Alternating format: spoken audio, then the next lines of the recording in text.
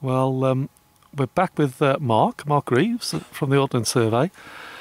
And you can see in the background all the equipment strapped to the block. And Mark, we've been up here for quite some time so far, haven't we? Yeah, getting on for 3 hours. So, well, we've been up here longer than that, but the kit's been running for almost 3 hours. So the kit is? A GPS receiver, a survey grade GPS receiver, but essentially still collects the same sort of signals that your handheld or your sat-nav collects, just does a lot more with them. Now, you mentioned we've almost been up here 3 hours. Why that length of time? Well, in order to squeeze the kind of accuracies out of the GPS observations that we're hoping to squeeze out of them, which is a few centimetres, it's necessary to collect the data, and then when we get back down to the bottom, we'll throw it in a computer with some data from the Ordnance Survey base stations that are around this area, and kind of essentially perform some clever sums on it, some clever mathematics. But with a large time span of data, it's possible to model not all, but most of the errors out of the observations, so you're left with an accuracy of just a few centimetres. And of course, I believe the minimum data collection that the Ordnance Survey requires, is it 2 hours for something? For something like this for you, from you guys, yeah, we prefer at least 2 hours. Yeah. But the more the merrier, generally. Are there any sort of great advantages when you go to the extent that we are today, 3, or even extend that to 4 hours? You generally see a reasonable improvement from 2 to 4 hours. As you start to get beyond that, the trade-off becomes smaller, the improvement does become smaller. But with the right software and the right data, it's possible to get extremely accurate results out of GPS. Our recent recomputation of our fixed base stations used a continuous 2 weeks of data. But using 2 weeks of data and appropriate software, we got to better than a centimetre. Yeah. Horizontally, we got 2 millimetres. So I think that would be impractical up here, though. Up here it would, yeah. I wouldn't want to stay up here for 2 weeks. However nice it might be. And when you say, Mark, when you compare these lengths of time that the data has been collected for, what kind of levels of accuracy are you talking about compared, say, with 2 hours compared to 4 hours? It's hard to pin an exact figure on it, but with getting on for 3-4 hours of data, the height accuracy I would expect to be kind of at the 3-4 centimetre level. It also depends on the receiver and on the software that you use to arrive at that answer. But those would be the kind of levels that I'd be looking at from what we're using today. And of course the software package we're going to feed it through when we get down to the valley is? I think it's from Leica. It's the same people who make the receiver. Yeah. And it's been quite enjoyable up here, hasn't it? It's been very pleasant, yeah. It was a bit horrible this morning, but it's improved no end. So I think the plan is to another 20 minutes or so. Yeah. It's been cooking for about, almost 3 hours.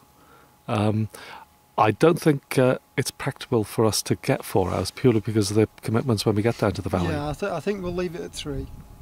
And then as we're on our way down, a colleague of mine in HQ will be putting together the data from the nearest base stations. So hopefully that will be waiting on an email when we get down. And is that the Rhinex data? That's the Rhinex data from the Ordnance Survey website, yeah. Yeah. And is that only obtainable, is it about 2 hours after? On the website it's usually about 2 hours, but because my colleague has direct access to the archive, you can get it a little bit quicker than that. But yeah, for the public website, it's usually up there within 2 hours of being completed. So the plan is when we get down to the valley, find an internet connection. An internet connection. It's probably at THEL, the Yes. Ugly House Noting Society offices. Yeah. And that is to download the data from the 6 nearest Ordnance Survey base stations, and also some precise some more accurate predicted orbits from the International GNSS service, which again should help us squeeze a little bit more accuracy out of the data. There'll be almost an order of magnitude more accurate than the broadcast orbits that we're recording here. So every little bit helps get that extra bit of accuracy. Well, who knows, if it may be a centimetre over, a centimetre under, I don't know. But, we should just have to see.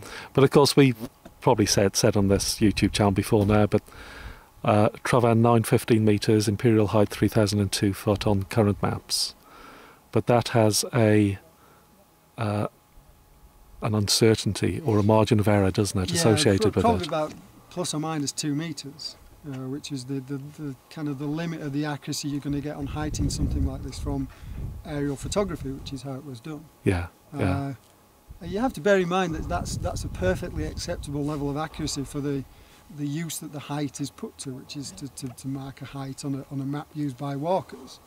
But obviously now the technology strapped to the rock behind us enables us to measure it to 1 or 2 centimetres potentially, rather than, never mind metres. So, and because Tryfan is near that magic 3,000 limit, it's nice to know if it really is or really isn't. So when we get to the valley, we're going to be pottering around with the software and working out the result. And is it about 3:30, 4ish we hope to have the result by? Fingers crossed, yeah. Yeah. We can find an internet connection and everything goes to plan. Yeah. By about 4 o'clock we hope to have it processed and have the final answer. I wonder. Do you think? We were debating it this morning, weren't we? Yeah. Whether we thought or not. I know an old map height which is quite interesting. On the old 1 inch, I believe that was 3010 foot. Oh, okay. So who knows? And you were saying something of interest, weren't you, about where you thought the measurement may have been taken to? My gut feeling, not really based on anything scientific, is that the height assigned to the top, maybe the general height of the rocks and not the specific height of the top of Adam or Eve. So my gut feeling is that it should come slightly higher. I may be proved wrong, it's just a gut feeling.